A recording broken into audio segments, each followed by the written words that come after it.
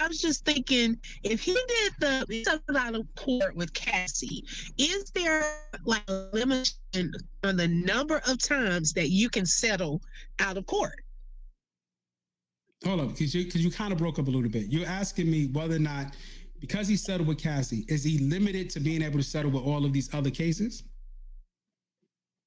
Yes, like is there a limit on the number of times that you can settle out of court? Because to me, if a person continues, I hope you hear me. If a person continues to settle out of court, to me, that looks a certain type of way because you're having all of these allegations and you're going through that whole process over and over. At what point should they be held accountable and actually have to go through a trial? So them settling in your favor is them holding themselves accountable. It's just that when you settle a case, you ordinarily, not ordinarily, typically you're saying that you're resolving this matter in both benefits. Now, to answer your question, there is an unlimited amount of time. There is no limit because each case is separate and distinct from each other. Each case is almost like, look at it like this. How many times, like, it's almost like you have multiple cars and you say, well, I put gas in that car. So that means if I put gas in that car, then that car should run on that gas. And that doesn't work that way. Each car, each thing is its own individual entity, if you will. So what happened with Cassie has absolutely nothing to do with what happened with Little Rod, what happened with Joy, what happened with Liza, or any of these other people. Even though within each of these lawsuits, they all speak about what happened with Cassie or the others, right? So long, and even if they were on the same docket, let's just say Cassie and Little Rod filed there, they were both plaintiffs on this one case.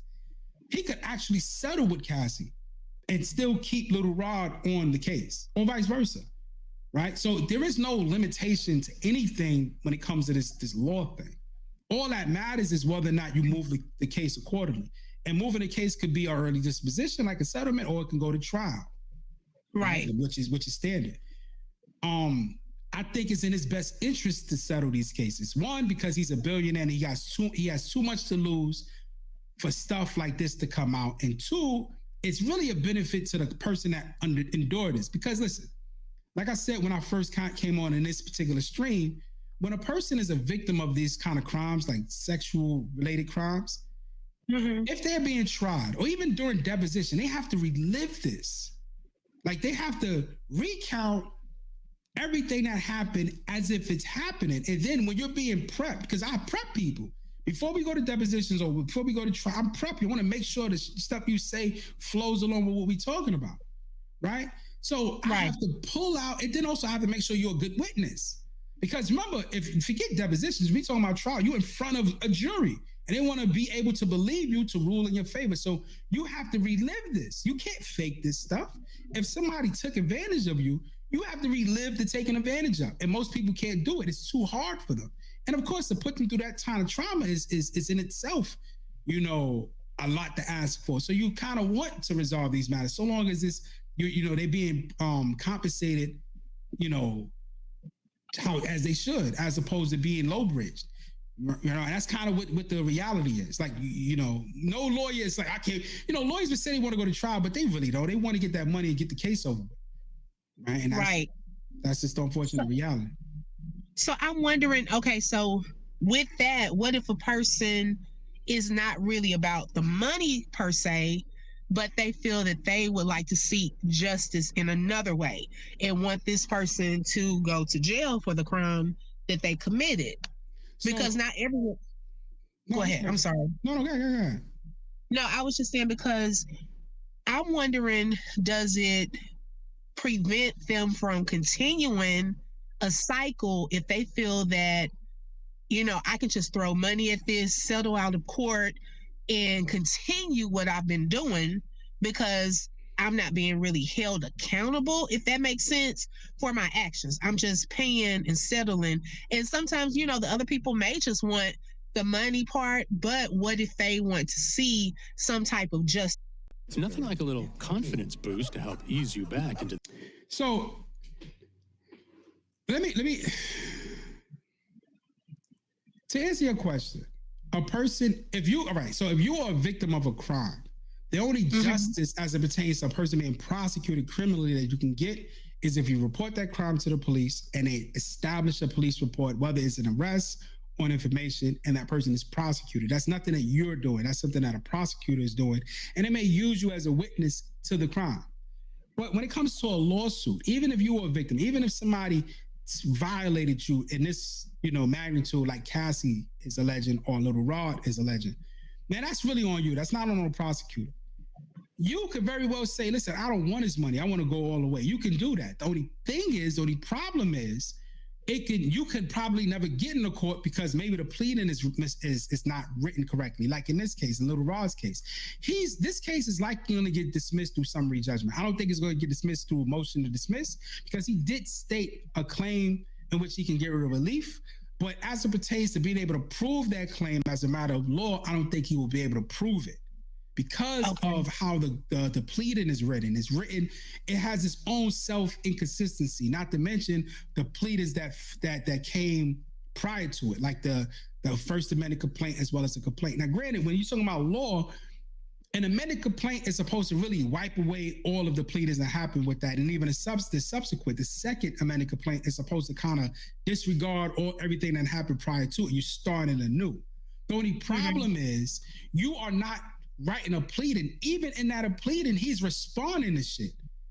So you're like kind of converting this pleading into like a motion, which isn't even legal. It's not a pleading anymore because you're responding to stuff that people said post the case started.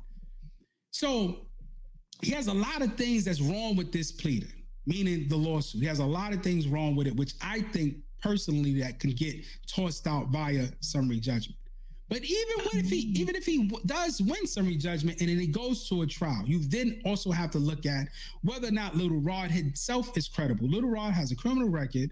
Little Rod is sketchy. Little Rod has all of these different things that's going on with him that he endured for the entire year. And you have to tell a jury why they should believe that. You have to tell a jury why should they believe that for 13 months you allowed a man to fondle you, that you don't say nothing to the man, you tell everybody else, and you just endured it. You have to tell the jury to believe that you went to some prostitute place to hire all these prostitutes, and he forced you to have sex with him. You have to tell the jury, you have to tell this jury this story, and you have to say it in a compelling way that's believable.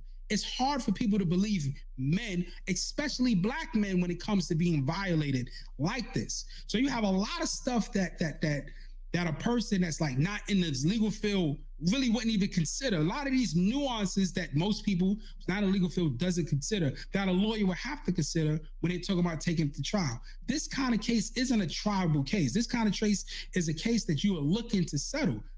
Not to mention, you have Puffy, who's your adversary, who has a whole bunch of money that could just squash you and squash your credibility and squash your story with resources, with experts, with witnesses, with all kinds of stuff. Just as he said he has witnesses, you don't think Puffy got witnesses to say it didn't happen?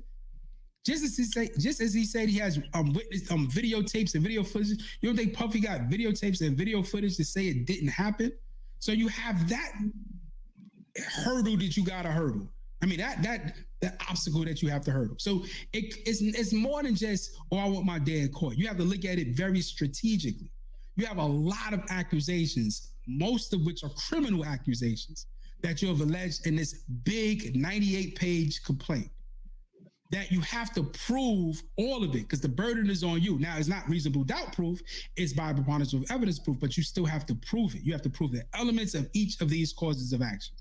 And you have to just prove it more than just saying it because the jury just don't want to hear you say it. Juries want to see it. And these are the things that people, I don't think they even fathom. They consider, they kind of bunch everything up in one storyline and think that's what comes out at trial. Right. Nobody's going to be able to know about this raid, this search warrant, because that has nothing to do with this lawsuit. Nobody's going to be able to know anything about Cassie. That has nothing to do with this lawsuit. Nobody's going to be able to know about anything that happened prior to Diddy as it pertains to the other suits, because that has nothing to do with this lawsuit. The only thing these juries, Photoshop isn't just for know about is what was pled in this lawsuit. right? And then even the stuff that was pled is gonna have to be like a motion of limine, because you have to preclude certain things, like the fact that you put in a claim that this was Stevie J when it wasn't. You're gonna have to preclude the idea that you have no real proof as to whether or not the shooting happened where it happened at. It's so many different things you're gonna have to preclude. So this isn't like a tribal case. This is a case to create hysteria, as it has. This is a case to create, people to second guess and to muddy a person's reputation so they can settle. This was a money grab case, my opinion. I know. And I think too, sometimes, oh no, you're good. You're good. Cause I understand what I like how you break things down. I just feel like that's why a lot of people don't come forward. And even with some of the cases, the alleged cases that we're hearing about Usher and Justin Bieber, they may have just kind of just let it go because of these types of situations where you just have to prove everything. Like if you're saying that someone, molested me or something like that behind the scenes, who has proof of that? It's almost like your word against their word. And so I just feel like with this type of system, if we just say, okay, I don't want to deal with that because I really can't prove that, I'll just settle out of court, then the person with the influence and the power and the money continues to be out there and can potentially do these things over and over and over again. Yeah, but that's the way the world works. Right. That's the unfortunate reality of how the world works. Right. I just thought that if a person, it's like this. It's looking like this. Let's just say if you're driving and somebody rear ends you, right? Mm-hmm. And they hurt you. They really hurt you. You have a slip disc, meniscus tear, whatever. You get hurt. You go through the process and then you settle the case. Should that person be able to drive again? Right. They should be able to. Right. Mm-hmm. It's the same thing.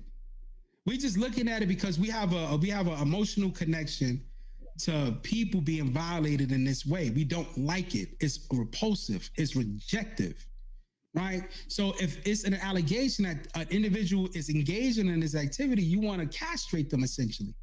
Right. Whether it's financially, their freedom, whatever, you want to get them out of here. Right. But just like somebody who rear end you also have a right to continue on with his life. A person who engages in an activity that settles out, if you let them settle out, then they should continue on.